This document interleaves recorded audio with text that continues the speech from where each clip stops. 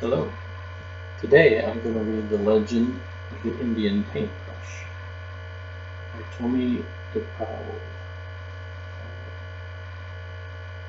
Many years ago, when the people traveled the plains and lived in a circle of teepees, there was a boy who was smaller than the rest of the children in the tribe. No matter how hard he tried, he couldn't keep up with the other boys who were always running, riding, shooting their bows, and wrestling to prove their strength. Sometimes his mother and father worried for him.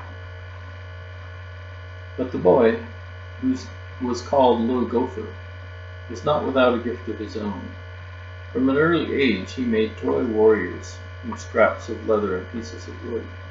He loved to decorate smooth stones with the red juices from berries he found in the hills. The wise shaman of the tribe understood that Little Gopher had a gift that was special. Do not struggle, Little Gopher. Your path will not be the same as the others. They will grow up to be warriors. Your place among the people will be remembered for a different reason.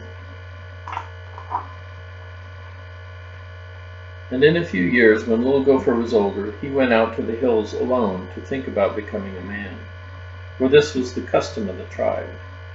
And it was there that a dream vision came to him. The sky filled with clouds, and out of them came a young Indian maiden and an old grandfather. He carried a rolled-up animal skin, and he carried a brush made of fine animal hairs and pots of paint. The grandfather spoke, "These, my son, these are the tools by which you shall become great among your people. You will paint pictures of the deeds of the warriors and visions of the shaman, and the people shall see them and remember them forever." The maiden unrolled a pure white buckskin and placed it on the ground.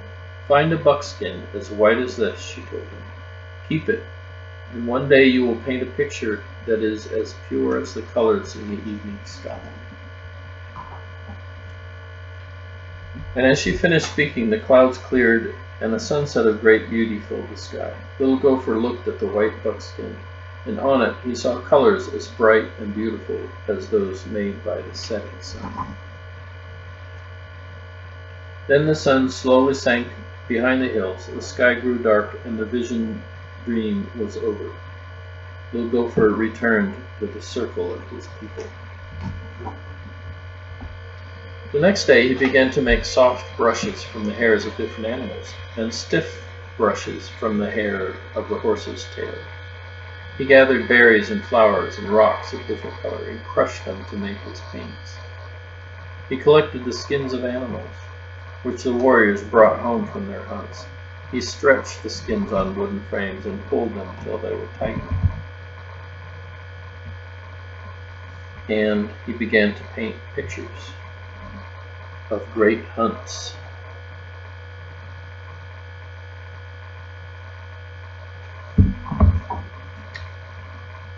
Of great deeds.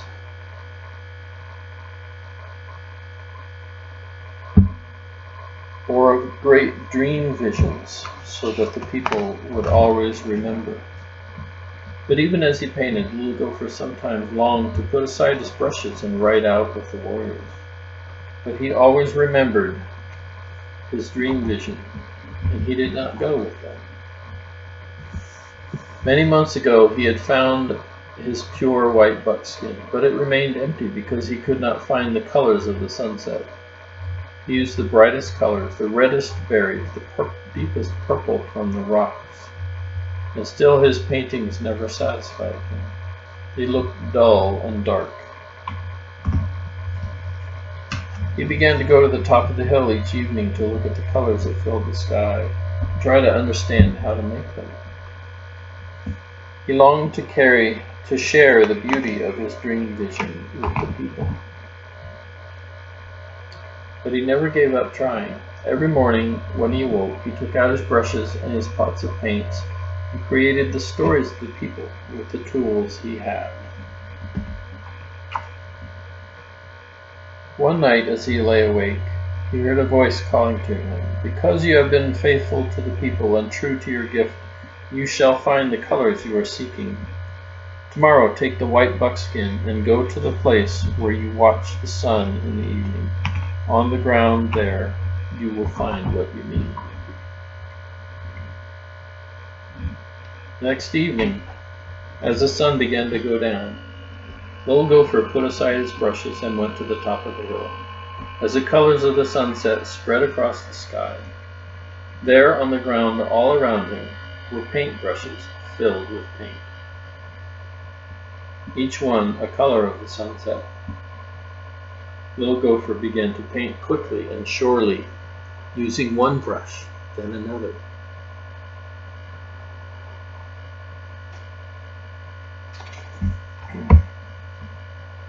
And as the colors in the sky began to fade, Little Gopher gazed at the white buckskin and he was happy.